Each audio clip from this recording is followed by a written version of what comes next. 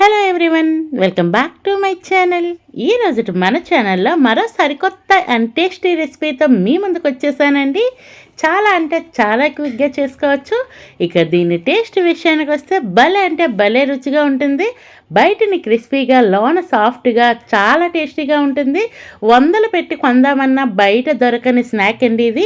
మీరైతే ఫుల్గా వీడియో చూసేయండి, ఎక్కడ స్కిప్ చేయకుండా.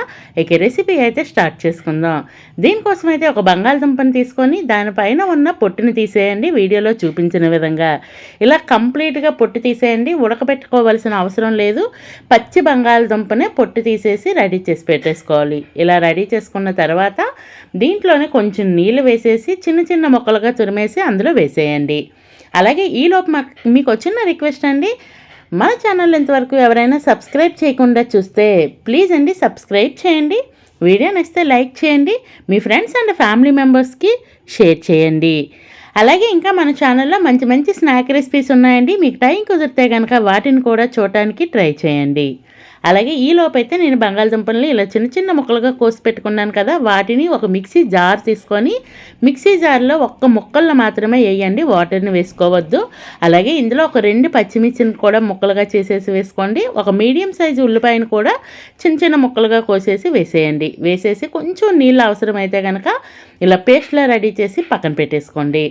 నెక్స్ట్ అయితే స్టవ్ వెలిగించి ఒక కళాయి పెట్టుకొని ఒక 2 స్పూన్ల వరకు నూనె వేసుకోండి. నూనె వేడైనాక ఒక పావు స్పూన్ చొప్పున వాము వేయండి. వాము చిటపట్టలు అయిన తర్వాత ముందుగా మనం పేస్ట్ చేసి రెడీ చేసి పెట్టేసుకున్నాం కదండి, ఆ పేస్ట్ని ఈ ఆయిల్లో బాగా ఫ్రై చేసుకోండి. కలుపుతూ ఫ్రై చేసుకోండి, ఎందుకంటే బంగాళదుంప కదా, అది అడుగు అంటేసే అవకాశం ఉంటుంది. ఇలా కలుపుకుంటూ మంచి మొత్తం వాటర్ అంతా పోయి దగ్గర పడేంత వరకు కుక్ చేసుకోండి. తర్వాత ఒక స్పూన్ వరకు అయితే రెడ్ చిల్లీ ఫ్లేక్స్ వేసుకోండి. ఒకవేళ రెడ్ చిల్లీ ఫ్లేక్స్ లేకపోతే ఈ ప్లేస్లో కారాన్ని వేసుకోండి. అలాగే ఒక పావు స్పూన్ టు హాఫ్ స్పూన్ వరకు అయితే ధనియాల పొడి వేసుకోండి. టేస్ట్ చాలా బాగుంటుంది. అలాగే టేస్ట్కి తగ్గ ఉప్పుని వేసుకోండి.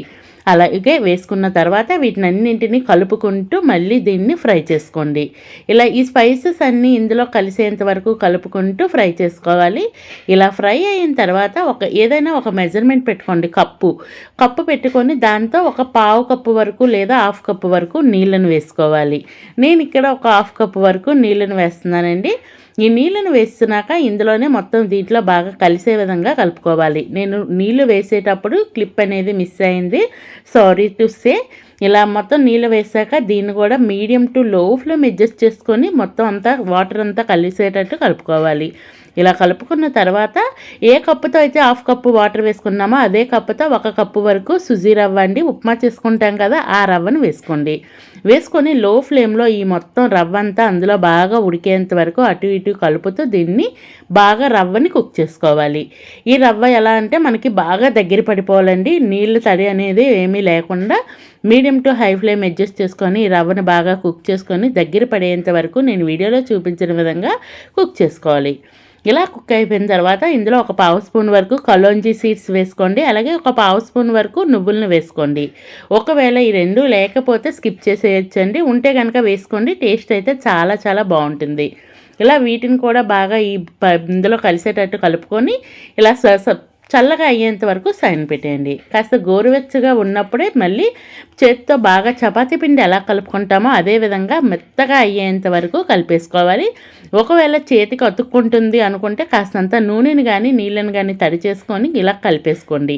కలుపుకొని నేను చేసుకున్న ఈ ముద్దకి ఒక 2 భాగాలుగా అయితే చేసుకున్నాను. అందులో నుంచి ఒక దాన్ని తీసుకొని చేతికి నూనె రాసుకొని ఇలా స్ప్రెడ్ చేసుకోవచ్చు. లేదు అంటే చపాతీ కర్రతో కూడా రోల్ చేసుకోవచ్చు.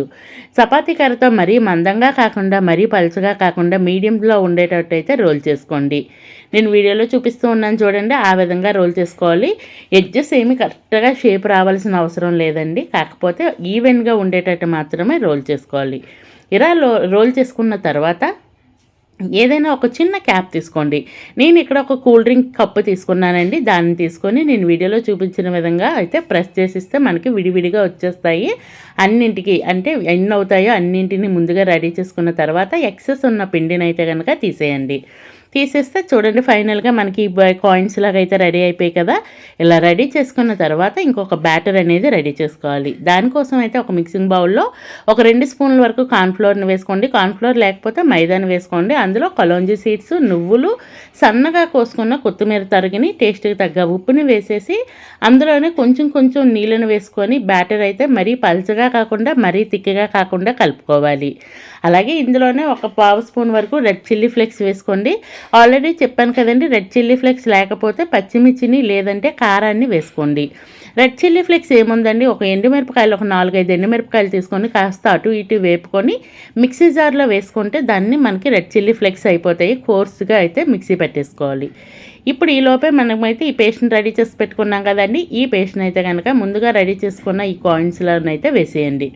వేసేసి మొత్తం అన్ని కాయిన్స్కి పట్టే విధంగా చేతితో కానీ లేదంటే స్పూన్తో కానీ కలిపేసుకోండి. ఇలా కంప్లీట్గా పట్టేటట్టు కలుపుకోండి. అలా మరీ గట్టిగా ప్రెస్ చేసేస్తే ముద్దగా అయిపోతాయి. లైట్గా ఇలా కలుపుతూ ప్రెస్ చేస్తూ పక్కన పెట్టేసుకోండి. అలాగే నేను ఈలోపే డీప్ ఫ్రైకి ఆయిల్ పెట్టేసుకున్నాను. ఆయిల్ వేడైనాక ఈ కాయిన్స్ని 1 by 1 వేసేసుకోండి. రెండుగా వేసుకోవద్దు, ఒక్కొక్కటిగా వేసుకోండి. వేసుకుంటే విడివిడిగా వస్తాయి మనకి. స్పూన్తో కానీ లేదంటే చేతితో కానీ వేసుకోవచ్చు. అన్నింటి మన కళాయిలో ఎన్ని పడతాయి అన్నింటినీ వేసుకోండి. ఒకవేళ దగ్గర వేసేసినా కానీ అతుక్కున్న కాస్త ఫ్రై అయినాక మనం గరిటెతో ఇలా అంటే కనుక అవి విడివిడిగా వచ్చేస్తాయి. అలా మొత్తం అన్నీ వేస్తున్నాక వన్ సైడ్ కాస్త ఫ్రై అయినాక రెండో వైపు అయితే తిప్పుకోవాలి. రెండు వైపులా మంచి గోల్డెన్ బ్రౌన్ కలర్ వచ్చేంత వరకు ఫ్రై చేసుకోండి.